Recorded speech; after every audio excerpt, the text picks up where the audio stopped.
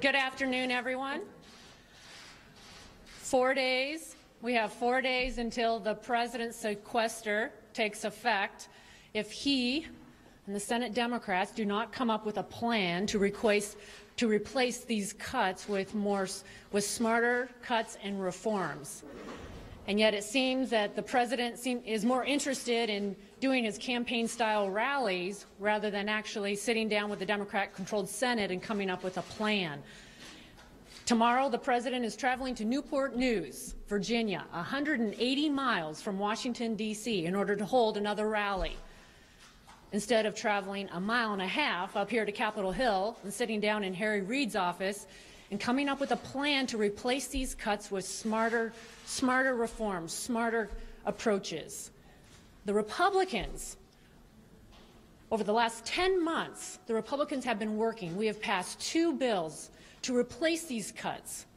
And now we need the President to stop campaigning for higher taxes, come back here to Washington, D.C., and lead.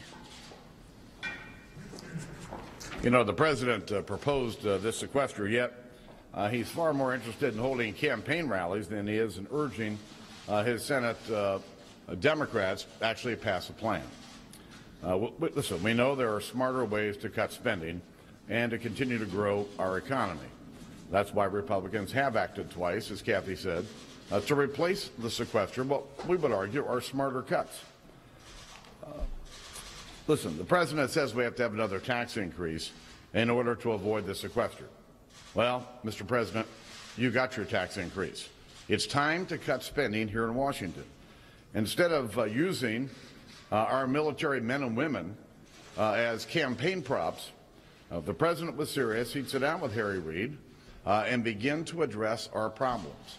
The House has acted twice. We shouldn't have to act a third time before the Senate begins to do their work. Good afternoon. We heard the President say last week that he was going to be forced, because of the sequestration, to let criminals loose on the street if he didn't get another tax hike. Today we're hearing discussions from the Secretary of Homeland Security that somehow we're going to have to sacrifice Homeland Security efforts in keeping our country safe if we don't get another tax hike. This is a false choice.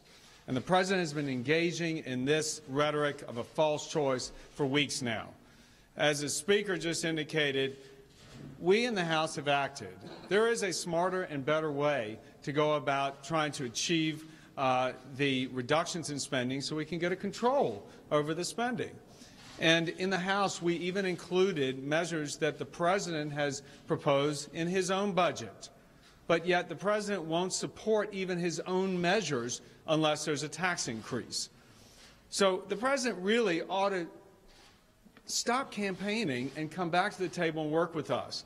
We care about what happens to this economy and the people who sent us here. We have proffered alternatives and solutions. We don't adhere or agree with this false choice the President's putting forward.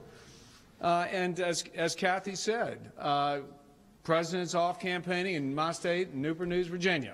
Yes, we're very, very concerned about the impact on the Commonwealth, as we are on all states. And there's a way to effect the right changes and reforms so we can avoid that. And we must set aside this false choice the President is proffering. As the other leaders have said, the President's only idea to solve a problem is to take more from the hardworking taxpayers. Let's put the sequester into perspective. It's $85 billion. We have a spending problem in Washington. We borrow more than $1 trillion. We roughly borrow $85 billion every 28 days. So what we are looking to do is cut less than what we borrow in 1 month. Not what we spend, but what we borrow.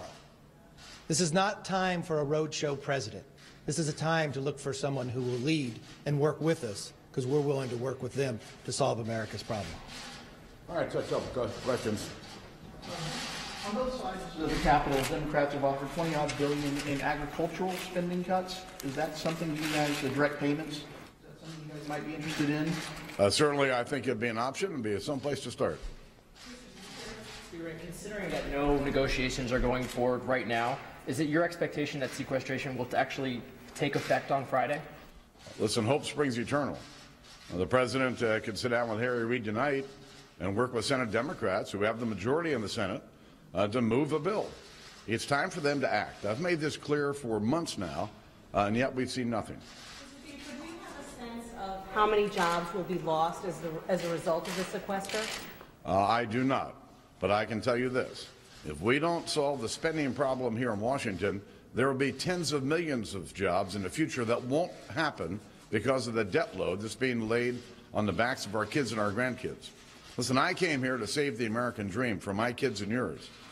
This debt problem and the president's addiction to spending is threatening their future. Thanks.